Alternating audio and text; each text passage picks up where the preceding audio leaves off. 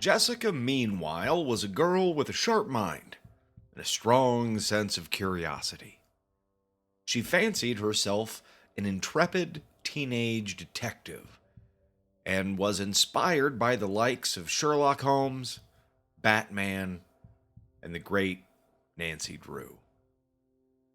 When a sinister case arose in her hometown, Jessica set herself to unravel the mystery. Unfortunately for Jessica, she did unravel that mystery. And when she discovered there was a ghastly cult collecting skins, that cult also discovered her. These dark believers killed that 14-year-old girl's parents and would have done the same to her, except for a bit of quick thinking on her part and the timely arrival of some new allies. Sadie Jane and her boys were mercenaries. They were cult hunters.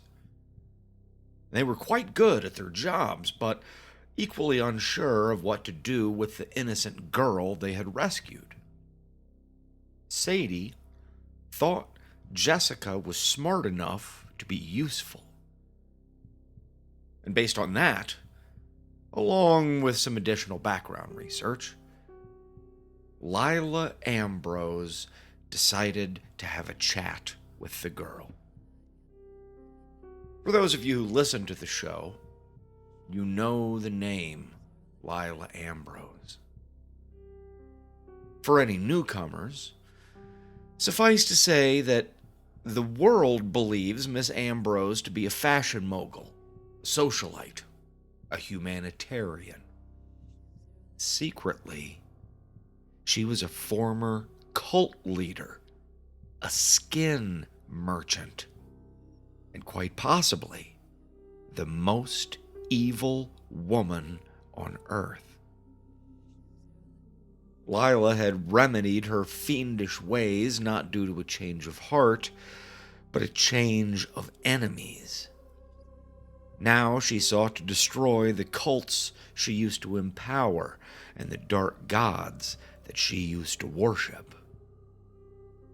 To wit, she employed Sadie and her crew to strike against the enemy. But it wasn't enough. Lila needed more. She'd found the right path, as unsteady as it was, but now she needed to really commit to it. And that was why she found sweet, innocent Jessica, meanwhile, so compelling. Lila Ambrose had an idea. A test of sorts. For Jessica. An experiment that would change her life forever.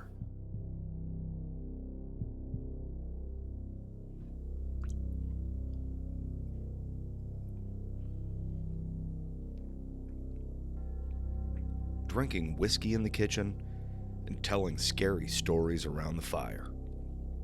Music, monsters, and mayhem, killers, cannibals, and cults, fearful fiction and furious fact, tall tales, and terrible truths. This is a scary home companion.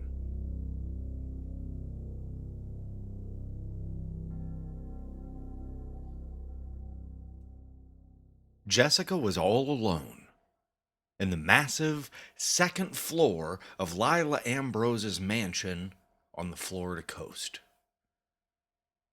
A couple of burly men named Manny Cortez and Oregon Cray, her escorts for the last couple of days, were also staying in the house, but she didn't know where.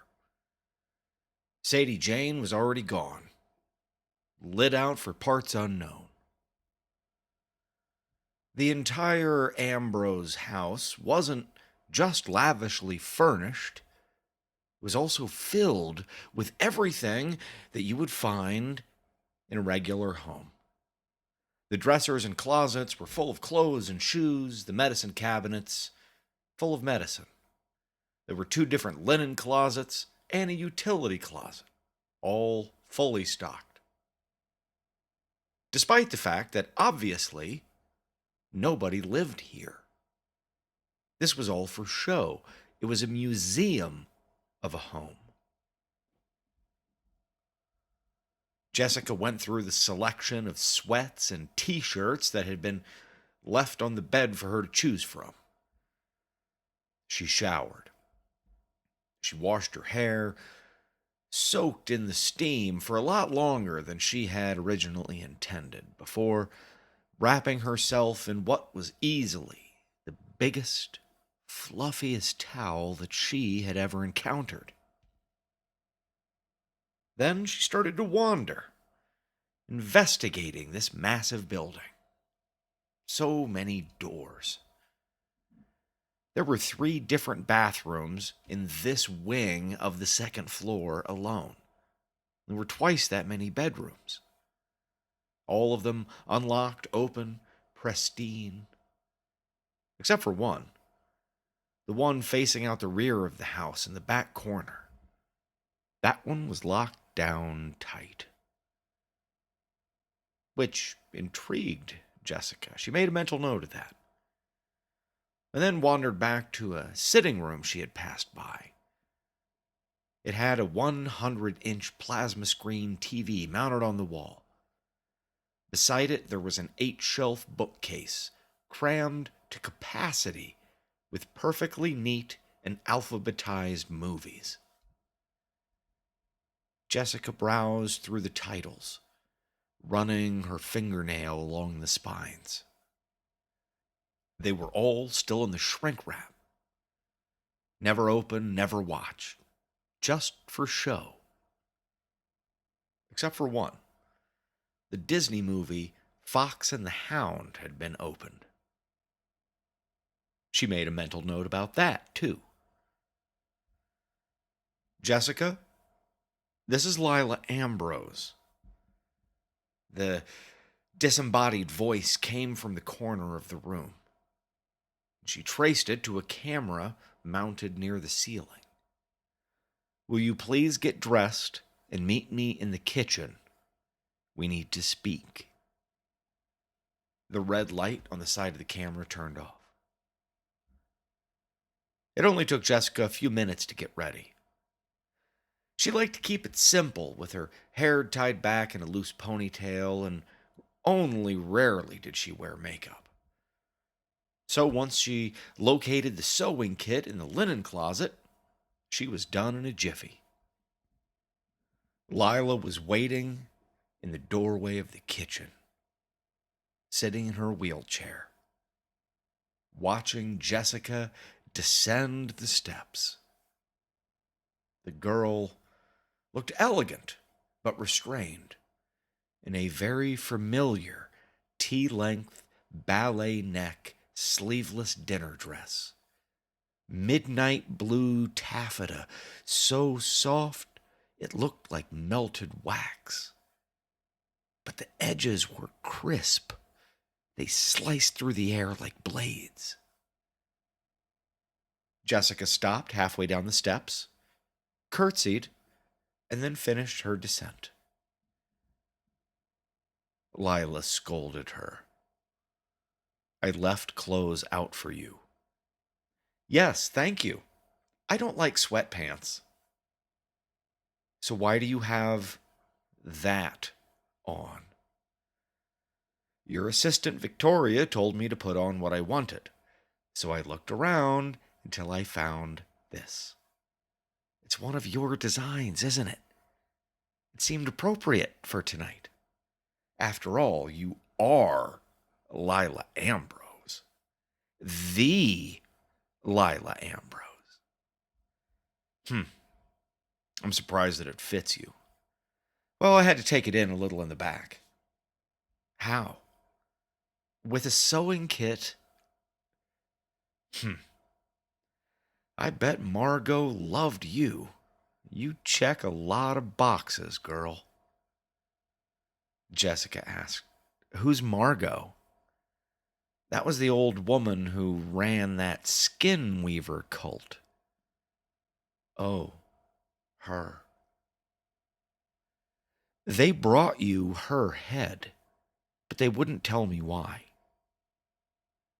Lila nodded, affirmative. Yeah? Would you like to see it? No, thank you. But I would like a glass of water. Lila turned the chair around in the doorway and said, Push me to the kitchen. I have something better than water.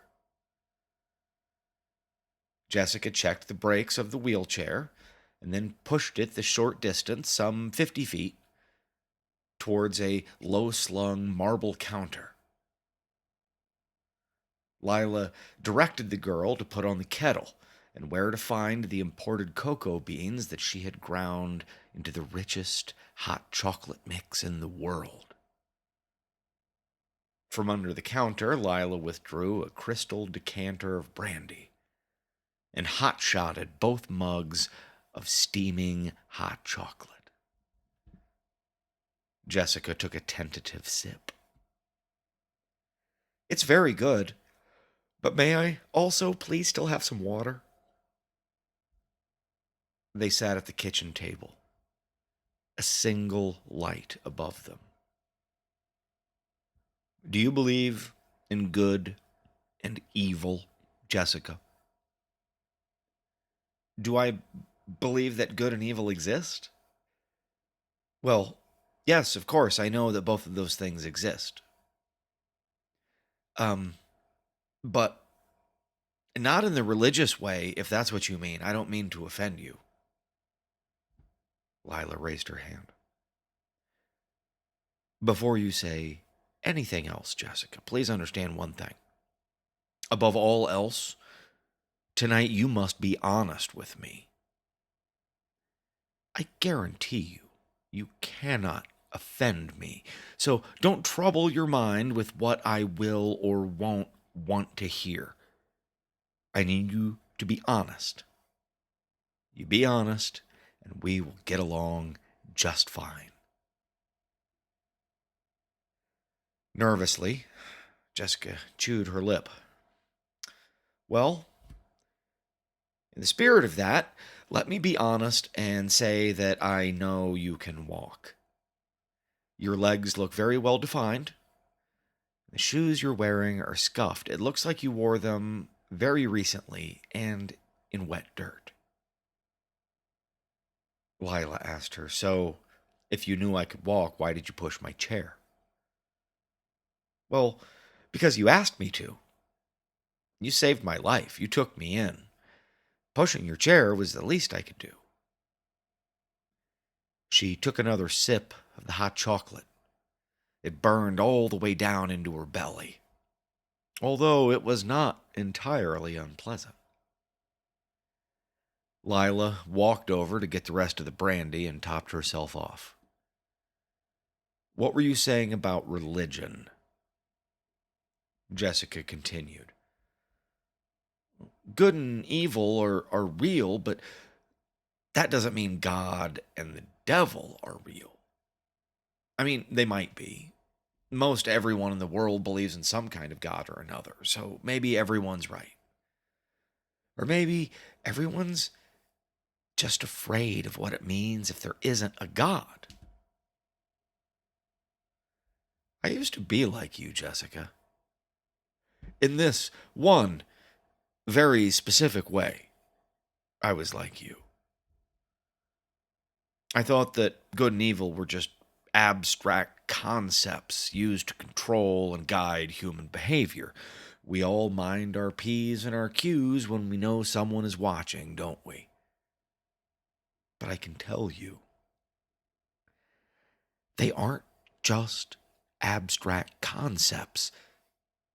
Evil is tangible, it is physical, it is real, it is here in our world, but it comes from somewhere else. Jessica, hell is a real place, and it is filled with powerful beings that we do not understand. And this is not because religion says it to be true, but because science does. I can tell you all of this, but I can do more than that. I can show you. Jessica was still holding her mug, but no longer sipping. Let me give you a tour of the grounds, Jessica, and I guarantee I can change the way that you see good and evil. Lila brought the bottle with her and left the wheelchair behind. They walked outside off the porch and found a golf cart that was waiting for them. Lila's personal assistant, a woman with a severe haircut named Victoria Bondurant, was at the wheel. Victoria did not speak. She waited patiently until both were seated and then pulled away. The 86-year-old and the teenager sat side by side, facing backwards, their feet swinging, dangling inches off the dirt. Off we go.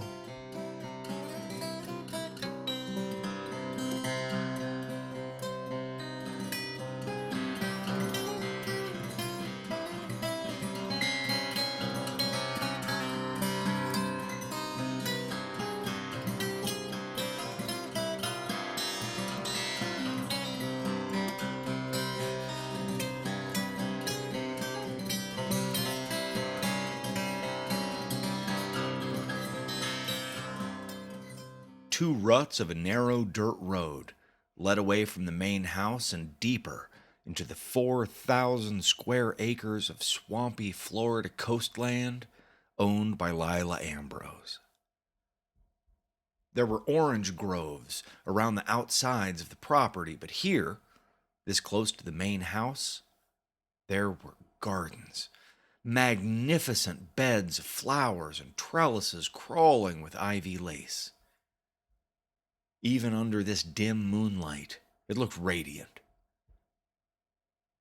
As they rode, Lila briefly, but descriptively, went over her history.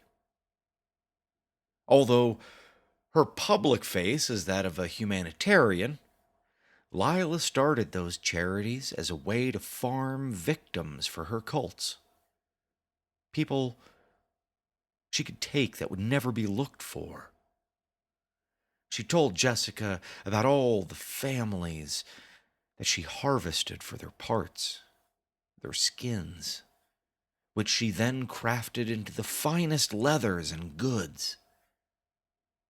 As she built a public empire of vast wealth and notoriety, she also cultivated a sinister empire of violence and pain. She held nothing back from the girl, no matter how upset Jessica got. And Jessica did get upset. Especially when Lila described how she had castrated her husband on their wedding night before cooking and eating his penis in front of him. Lila spared the girl no gory detail. I need you to see me for who I am, not for who everyone thinks that I am. Lila took a drag from the brandy. I have changed my ways, but I can't lie to you. I feel no remorse for the things that I've done. You're 14, aren't you? Almost 15?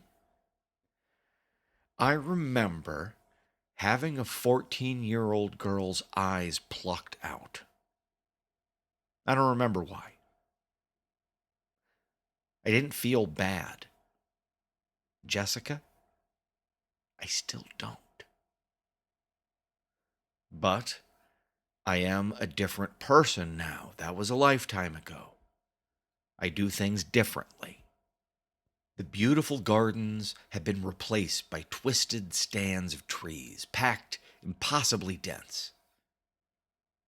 The golf cart slowed down as it approached a guard booth and a rolling chain-link gate. The guard booth had been disguised as a gardener's hut.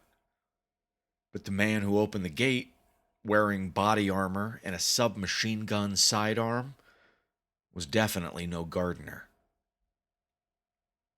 The man stared at them blankly as they drove past, and then silently shut the gate behind them. It was right then that Jessica realized she might not ever leave these grounds. She folded her hands across her lap, nervously, and studied her surroundings. Lila continued. At first, I wanted everyone dead. The ghastly ones betrayed me. After a lifetime of service, they betrayed me, and I wanted revenge, plain and simple. As much as I fought against them and their cults, it didn't make any difference. Then everything changed. I met a man named Frank Rourke. He was a good man. I mean that. He was good, genuinely good in a way that I had never encountered before. He was willing to fight. He was willing to go to war to do whatever it took, but he never compromised his values. And he was winning. The fight I couldn't win, he started winning. Over time, I came to accept the fact that he was winning because of his goodness. It was something that I had always thought to be a weakness, but it was his strength. Frank Rourke proved to me that in the battle of good and evil, good is going to win. It will find a way to prevail, not because of any god. It's something else. But there's a power to it, and it's a power I can never have. What happened to Frank? Jessica asked. They got him. And that was all that she would say on that subject. The cart rounded a bend, and several buildings came into view. It was a small compound with barracks, laboratories, containment units, and several other freestanding buildings built along both sides of the road. They stopped, and when Lila walked away without a word, Jessica followed. Victoria stayed in the golf cart and followed them at a respectful distance, like a dog that had been kicked enough that it had learned not to bark, but not to run away.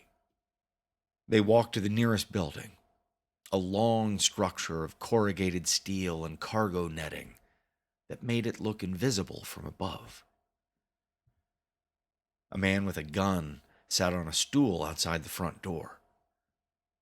Silently, he opened the door for them and stepped aside. No one talks to you. Why does no one talk to you? Because they like their jobs. If I want to talk to somebody, I'll talk. Otherwise, they know to shut their goddamn mouth. After a short hallway, a steel door buzzed and popped open for them. The small room beyond housed a skeleton standing on a dais.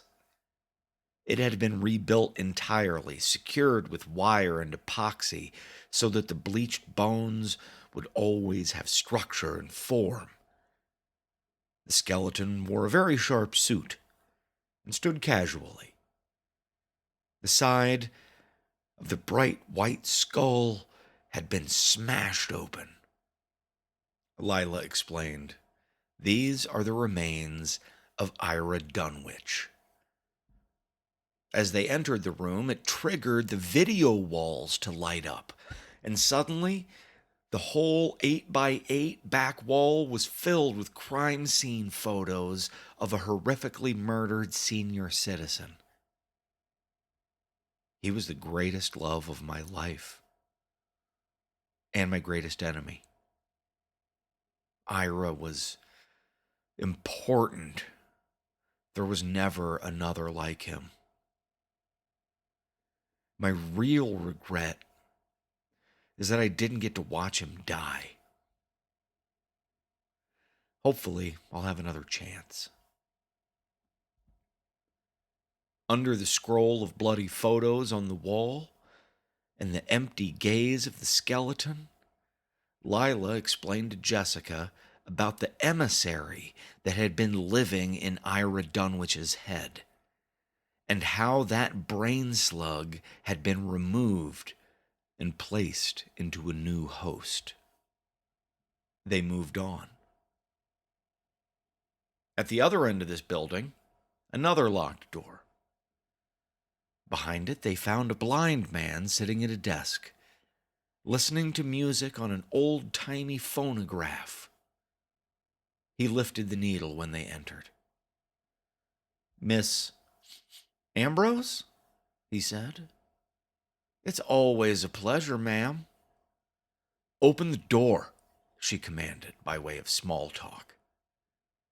The blind man shut his mouth and opened the door for them. The next room was covered in mirrors.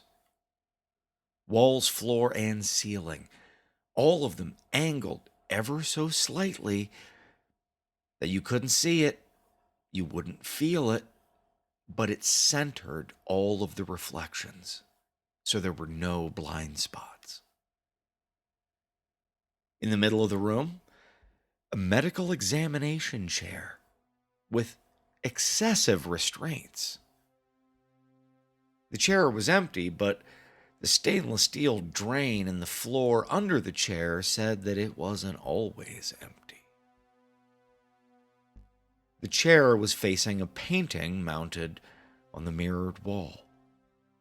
A painting that had been covered in a tarp and secured with bungee ties. This painting is called the Ravenous One. They say it's a window that looks into hell. Jessica, would you like to see it? Politely, Jessica declined. "Oh, but why not? It's just a painting, right? It can't be evil. Like a person. Like, say, me. Evil isn't real. So what could it hurt to look at a painting?" Jessica knew that she was being baited. "No, thank you. But why not?" "To be honest, I'm scared. That's a survival instinct. But why are you scared?" "I can't say. It's not a thought. It's a feeling. It tastes like acid in the back of my throat. My body is telling me not to look at it." Lila approved. She shook her head. "Personally, I don't know that feeling, but I can tell you that I've never looked at it either. It feels too risky." They left the building and found Victoria waiting for them in the golf cart. "That man in there, Ira, he was an emissary from hell. That painting is a window into hell. Now I have a little piece of hell to show you, Jessica. Something brought back from over there. Victoria, take us to the conservatory."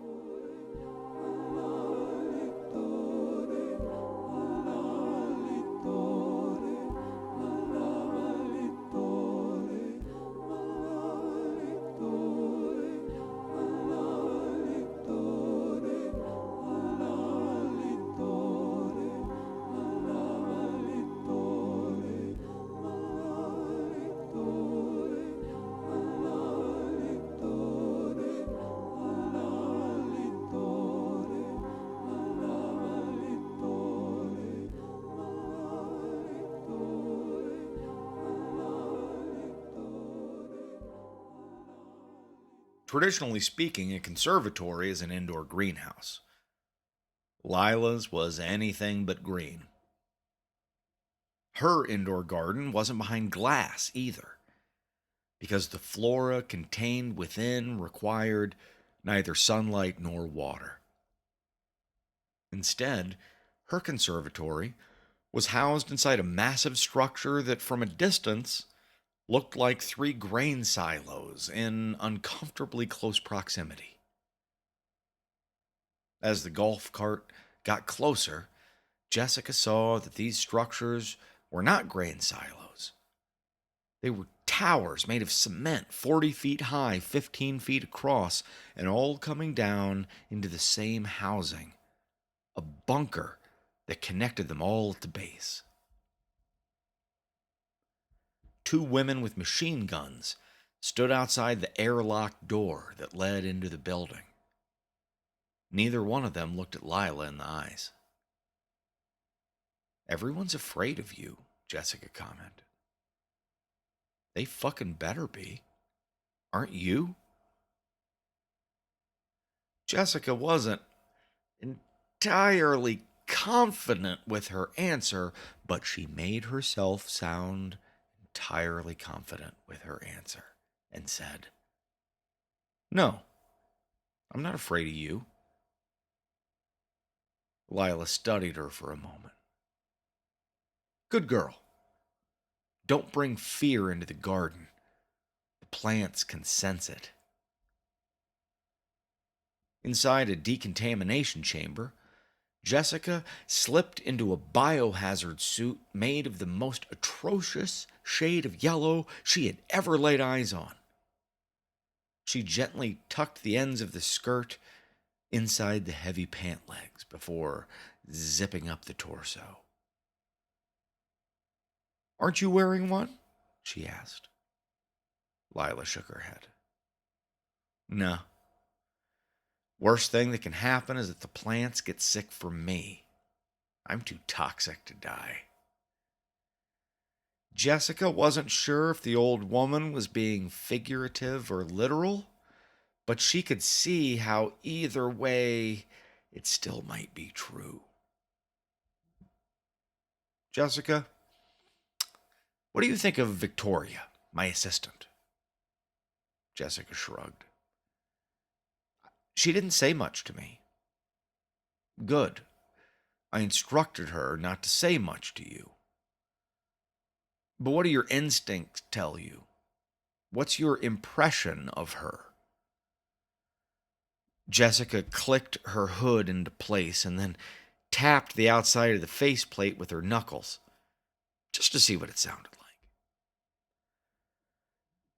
"Well, to be honest, I don't like her." "Why?" "I can't say. Something about the way she stands, her body language, the way she looks at people, the way she looked at Sadie, that alone told me that Victoria was not a nice person." Lila led her towards the inner door. "Well, you're right about that." She entered the code and watched as the door slowly opened. "Jessica, when a breach between here and there, between our world and hell, has been opened, we always get transference. Plant life, spores, pollen, mold.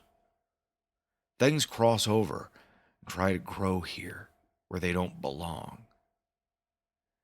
In my conservatory, I have collected a lot of these things and given them a place to grow. This is my ghastly garden." The conservatory was filled with unearthly life. The entire enclosure was lined with neat squares and clusters of different mutations, bizarre hybrids of plant matter and meat. Little bushes with poisonous holly leaves fanning out all around a berry. The leaves looked like eyelashes, and the berries were all milky white with little pupils swimming around inside the juice and watching Jessica as she walked. She saw swarms of razor-backed ferns, so shimmery thin they looked like crystal. They twitched ever so slightly. Overhead, those big empty silos had walls crawling with sinister vines the color of veins and arteries, notched with little barbed wire thorns. The vines crisscrossed the open spaces above, filling them like webs. Walkways had been carved through the patches of unholy life on the ground, made of small rocks dusted in a fine white powder. At every junction where these paths met was a long pike set into the ground and a severed head upon it, hanging like a lantern. Deeper into the heart of the garden, there were more pikes, more heads. Some fresh, others withered, some little more than dank, moldy bones. They all led to the dead center of the conservatory and the ghastly tree. This is called a meditation garden. It's a place to step away from the hustle and bustle of life to clear your head. Some people have Zen or Buddha or Jesus. Other people have nature, waterfalls, bonsai trees, that bullshit. Me? I have this. My sanctum sanctorum. She stooped down to the razor-backed ferns and waved her hand over the top of them, slowly back and forth. They raised up ever so slightly, reaching for her. The little razor tips of the fern leaves seemed to undulate hungrily. The ferns, they're serrated because they don't cut people to drink blood. They cut people to cause pain, to hurt them. That's what they feed on. Jessica, this is physical evidence of real evil. This isn't from here, from our world. It's not a plant like you can understand. It doesn't need food, doesn't need water. It needs pain. It needs suffering. A woman emerged from the back of the facility, jotting something down on a clipboard. She had dozens of tiny nicks and cuts oozing blood all over her hands and arms, but she didn't seem to notice. "Ah, this is my gardener, Dr. Harriet Ford," Lila explained. Dr. Ford has a wealth of knowledge on this subject, and even she is humbled at what we learn here every day. The petite botanist looked up from her clipboard at Jessica to see who she was, what she looked like, and then returned to her work without a word, without even an expression, and kept walking. Lila said, "Dr. Ford is an odd duck. Sadie broke her out of a mental asylum for the criminally insane after she burned down a hospital." Jessica gave her this look, this wide-eyed, "Are you fucking with me?" look. And Lila laughed. The first time that she had done such a thing in a long, long time. Lila took Jessica by the hand and walked her up to the ghastly tree. It was crooked and lumpy, its bark looking like tanned, stretched human skin. But it wasn't dried out, it was supple, moist even. It kept its soft bark lubricated with green-black sap oozing through the pores. The north side of the tree, there were thin patches of fine silken human hair, several inches long. It seemed to sense Jessica standing so close, and the strands of hair reached out for her. Surrounding the tree in a tight circle was a ring of medical examination chairs, with excessive restraints, just like the one in the mirrored room. Lila gestured for Jessica to sit. "No, thank you. I'd prefer to stand." "I'm not going to strap you down and feed you to the tree, Jessica. I have other people for that. But I know that you must be feeling lightheaded. You are, aren't you? This place has that effect on people. It's the plants. They aren't supposed to be here. On some primal lizard brain level, human minds recoil from them. Please, sit." Lila sat down just to show that it was safe. Jessica followed suit, delicately perching on the edge of one of the examination chairs, trying not to think about who might have sat there before. "Jessica, this is a war between good and evil. Good is going to win. It has to win. I've seen that it can win. With the campaign, Frank was close. He was so goddamn close, but it fell apart. And then he made a wrong move. His heart was right, but his head got in the way. Here's the thing. This is what I've been wrestling with. I'm not good. And in a war between evil and evil, there won't be a winner. It might be my old age talking. I might be losing my goddamn marbles here. But I realize that I don't even care about winning anymore. I just want them to lose. I need to beat the ghastly ones. I need to crush them and turn the end of days to ashes. What you see here, all this is research. I am trying to find their weaknesses, to learn how to exploit them so that I can kill them. But I can never win. That's the rub. I can never win, not alone. This is a war between good and evil. Then I need to be the good. But I can't. So I have to hire the good. I need good people to win for me. Do you understand?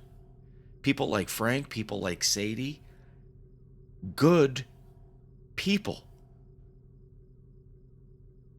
Jessica looked up.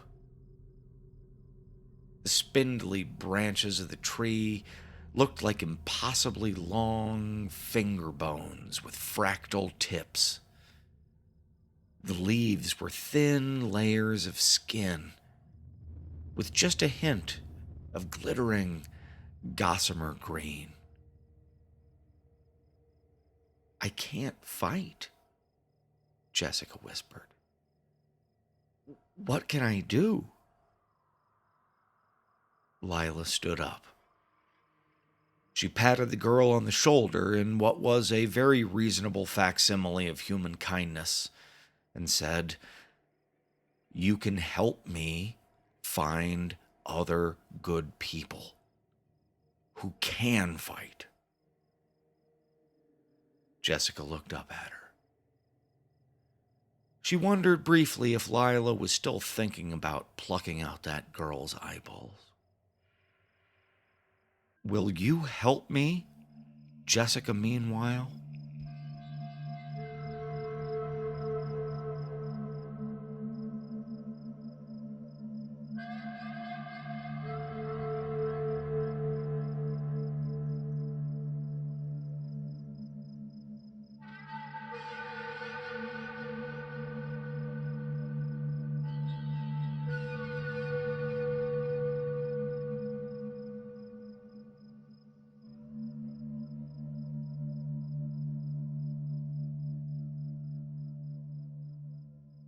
Victoria silently drove Jessica back to the main house and dropped her off. Lila slept out in the compound, as she always did. Inside the mansion, Jessica kicked off her shoes, found a sturdy enough knife, and pried open the locked door to Sadie Jane's old room. They say curiosity killed the cat, and satisfaction brought it back. But after looking around at the keepsakes and remnants of a mind recovering from the most horrific invasion possible, Jessica found herself sorely lacking in satisfaction. She tried desperately to process it all. Not just the drawings on the walls of Sadie's room, the murals of the things she had seen in her head while that brain slug crawled around in her gray matter. Trying to process the entire night, sum and total. Trying to comprehend everything that she had seen and heard. She wandered back downstairs to the kitchen to return the slightly bent knife to its rack. She found Manny Cortez there, sitting in the darkness at the table, with a can of beer next to him and a tub of ice cream in front of him. "Hey," he said, slightly caught off guard. "Sup?" She put the knife back. Manny looked at her with his kind eyes. He set down his spoon and picked up another spoon, which he offered to her. "You want some ice cream? It's mint chocolate chip. Personally, I don't like mint chocolate chip. I'm more of a caramel fudge or a cookie dough man, you know what I mean? But there's no such thing as bad ice cream. Even bad ice cream is pretty good, just like a blown gasket." Jessica giggled in spite of herself. "I know what you were going to say. I'm not 6. So, does that mean you don't want ice cream? Why do you have 2 spoons? Sometimes I want to eat with both hands. Don't give me that look. It's not that weird. But no, I didn't use this one yet. Here." She sat. She took the spoon and ate a bite. And then another, and another, and another, and another. "Damn, kid. Just because you're in the crew now doesn't mean you get all the ice cream." She laughed. They both dunked their spoons into the carton and clanked them together. "To the helados," she toasted.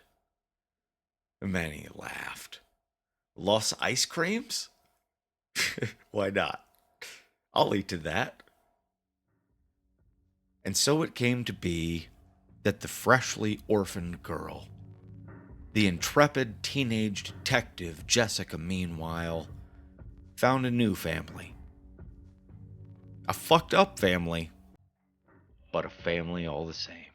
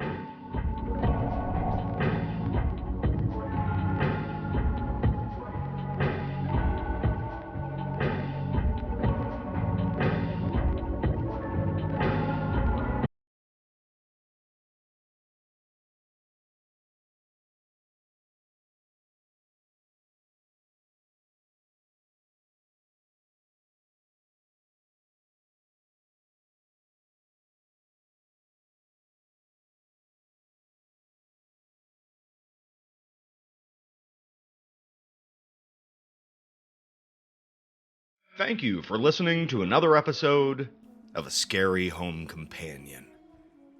Follow the show on social media, Facebook, Instagram, and Twitter. You can contact us directly at ascaryhomecompanion@gmail.com. Or support the show on our Patreon. Are you ready for the hard sell? This season alone, we have posted 3 full-length exclusive episodes on Patreon. They will never get a wide release. High-impact, important stories, starring the characters you know and love and loathe. Every single season, we will introduce multiple exclusive Patreon episodes. In addition to the post-mortem episode analysis videos, the original scripts, and, in general, deeper background into the world of A Scary Home Companion. $5 a month goes to a good cause, keeping the whiskey and the stories flowing. This episode was edited and produced by Jeff Davidson and featured the music "And the Darkness Grew Like a Tree" by Dr. Turtle, "Gardens of Nightmares" by Master Toad, "Dark Flower" by Trigg, and the tunes "Jessica Knows Too Much," "Chanting and Research," and the theme music, all by Chelsea Oxendine. Next time, join A Scary Home Companion for the return of DTK. After lying dormant for years, the murderous mastermind called the Death Trap Killer came back. If you've listened to the older episode entitled DTK, you probably think you know the whole story, but it's just getting started. You can listen to this episode now on Patreon.